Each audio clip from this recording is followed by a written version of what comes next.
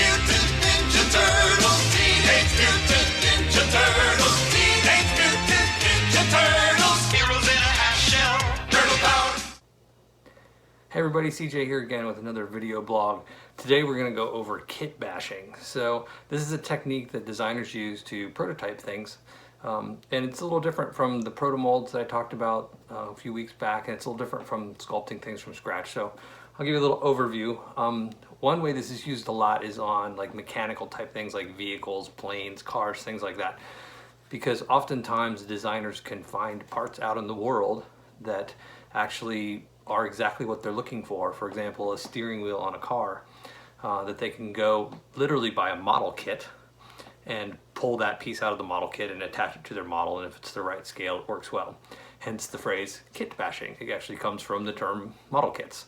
So I've got a couple examples here, one on a vehicle that I don't actually have, but I have some photos of.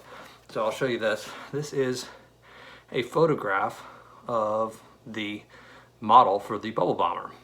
Okay, probably a lot of this was sculpted or woodworked out of a material called Ren board, which is a pretty hard material. It's like wood, but it's a little more consistent throughout. It doesn't have the grains and things that wood has. But you'll notice here these nose cones, and I'm going to show you a picture. Now I can't know this for sure because I don't have this model in hand, but I am making a really good guess that these nose cones are almost certainly kit bashed off some kind of model kit, off of some kind of airplane model. And the reason I think that is this part here, you can see it looks very different from the rest as far as coloration goes.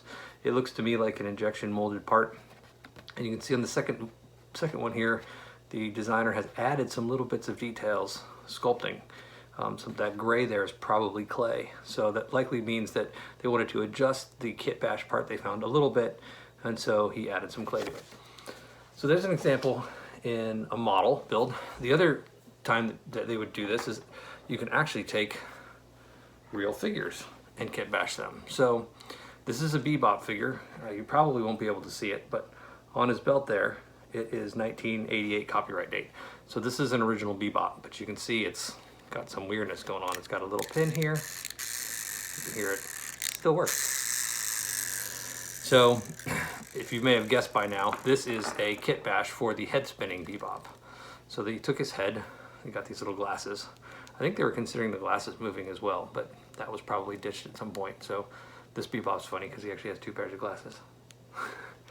So they took this figure, they tore it open, they added mechanisms inside, and the head doesn't actually spin and work anymore. I think there's a part that's missing that's been lost in here that attaches the head, but the mechanism does still work. And the arm here would have been attached as well. So this is an example of taking an existing figure from Ninja Turtles and kit bashing it into something new. I've got one more example here that actually does work. So this looks like the Machine Gun and Rocksteady, but you'll notice the head pop thing is much like the Smash 'em Bash 'em line. So this figure was a machine gunning Rocksteady. You can see it's got these pins in the back that they kit bashed, tore it open. You can even see there's tape on it holding it all together.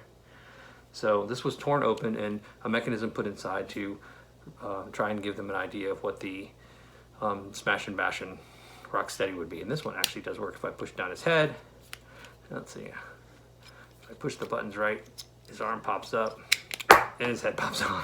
And I lost it. So that's a couple examples of kit bashing. So basically this term is pretty broad. It's basically any application where a designer would take something that already exists in the real world for another purpose from anywhere. It could be another toy line, it could be a model kit line, it could be stuff laying around their desk, it could be literally anything they find that like, this is really close, why do I need to make this from scratch? And they integrate that into the model. And of course, a lot of these techniques are commingled together. So you could see, for example, something with some resin hard copy parts, some injection or some proto-molded parts, and some kit bash parts. So these things start to become a little bit hard for collectors to actually name them and identify it when you get these hybrid pieces. And oftentimes we actually use the word hybrid, and it'd be like a hybrid hard copy proto-mold or a hybrid kit bash hard copy, things like that, if it's not all with one single method of making it. So that he just popped up again. That's kit bashing. So hope you enjoyed it. Keep collecting, keep learning. This is CJ out. Bye.